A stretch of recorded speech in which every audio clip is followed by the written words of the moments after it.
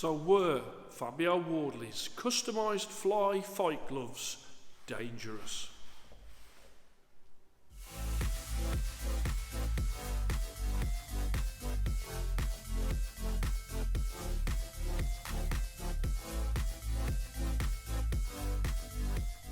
Hello and welcome to Fit to Box channel. I'm Coach Simon, and here on Fit to Box channel I bring you all things boxing equipment, and today we have a glove controversy. And over the years I've covered different glove controversies that have happened.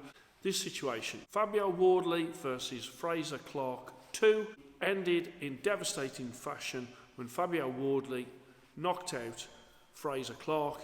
In terms of the actual injury, sustained a broken jaw, which, let's be honest, it's not the first broken jaw in boxing, but Ben Shalom in interviews has gone on and said that fly gloves that was being used, the customised fly gloves that were being used by Fabio Wardley, contributed to that injury in some way.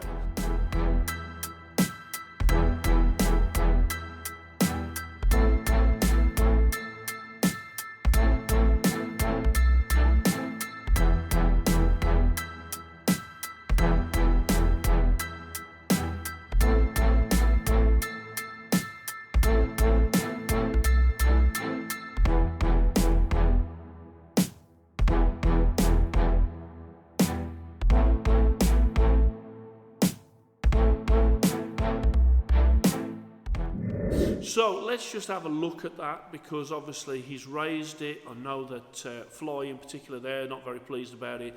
Frank Warren's done videos saying he's not very pleased about it.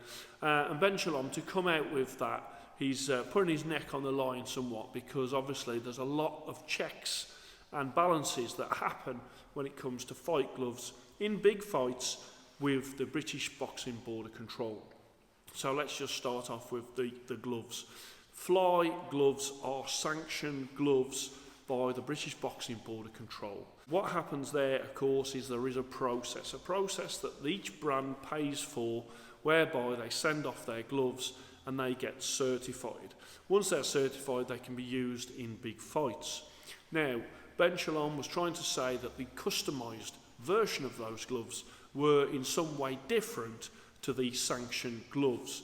Well, that can't be the case, because what happens is the gloves are sent to, not to the fighter, but to the inspector. And the inspector has them sealed before they're opened at the gloves meeting. And there was a gloves meeting, and the gloves meeting is an opportunity for both teams to have a look at the gloves. So this is an ideal opportunity for, if Fraser Clarke's team feel there's a problem with the opposition's gloves, absolutely should be brought up at that time, because the gloves are there on the table. Now, the opposition, they can't try those gloves on, but they can feel the gloves, they can feel the padding, they can feel where the padding is, and they can obviously make a complaint to the British Boxing Board of Control. The British Boxing Board of Control normally in this situation will say, there's nothing to see here, these are sanctioned gloves. In this particular situation, of course, Fabio Wardley always wears fly gloves. He wore them in the first fight. Now, if you think about it, in the first fight, the person that got the most amount of damage was Fabio Wardley. So that was from Fraser Clarke's Everlast gloves. When it comes to fight gloves, obviously the fans want to see knockouts. The fans want to see damage. And what happens is a lot of the boxers do prefer to have what I would call puncher's gloves. They normally got horsehair in them, and there is not much horsehair in them, and there is not much padding in them. And this is widely accepted in the boxing community. That is how it is. It is boxing after all. Let's not forget why gloves were bought in. Prior to gloves being bought in, it was bare knuckle. So basically the gloves were bought in more to protect the hands of the boxer, not to protect the other person's face. That wasn't why they were bought in. It was bought in to protect the hands of the boxer, because obviously bare knuckle, you're going to really mess up your hands. So when it comes to these gloves, they are sanctioned gloves first of all. They are sent to the board directly. They're then produced at the gloves meeting, where both teams, Fabio Wardley would have tried them on, Fraser Clarke's team would have inspected them, and there would have been an inspector there as well. So any problems with the gloves should have been brought up at that point. Bearing in mind this was a rematch, so if there was any concerns by Fraser Clarke's team about those fly gloves from the first fight, it really should have been raised for this fight.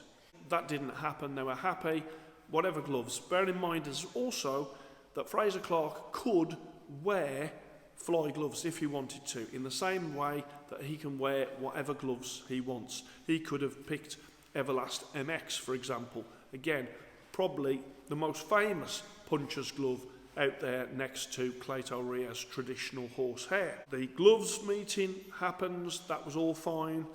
Then you've got an inspector watching as the gloves are put on to the taped fist of the fighters.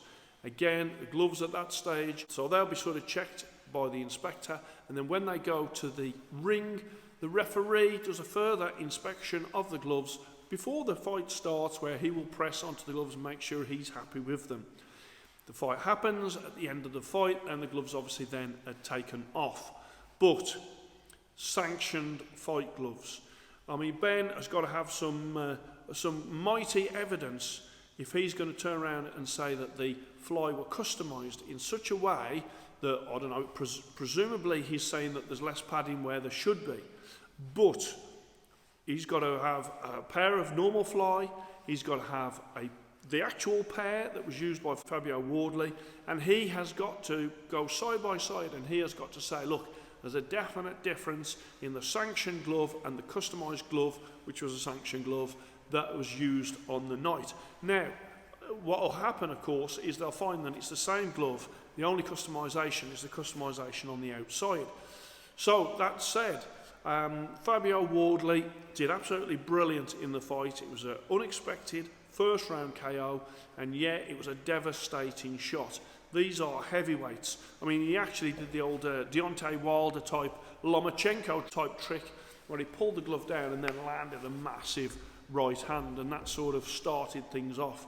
And if you're going to have 10-ounce fight gloves with a tape and gauze fist, and then a small glove, which a 10-ounce fight glove is, and they are heavyweights, you can cause some significant damage.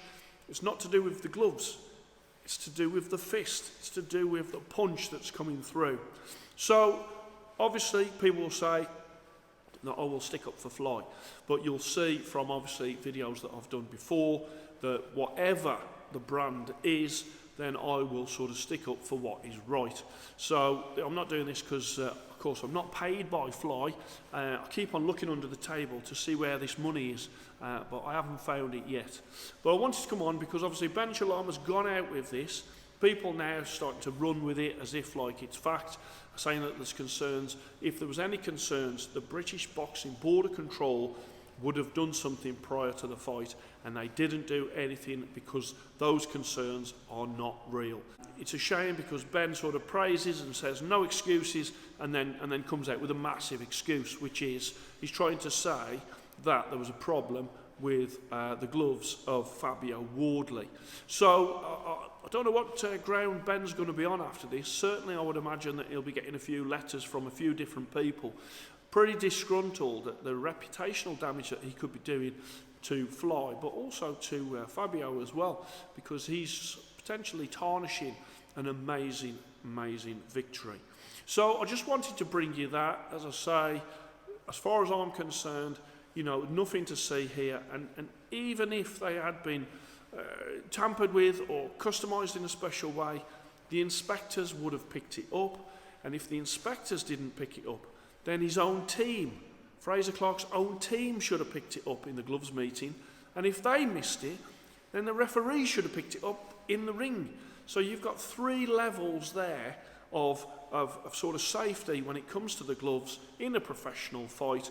Actually, it's 4 levels, because before they can even use any of the gloves, they have to go through a sanctioning process. Then you get them through to the inspector. He will have a look at the gloves himself. Fraser Clarke's team will have a look at the gloves themselves, and then the referee has a look and a feel of the same gloves. For me, sanctioned Fly fight gloves, and that is it. Sanctioned, customised on the outside with whatever colours people want, but no difference from the actual sanctioned glove that would have gone through the sanctioning process.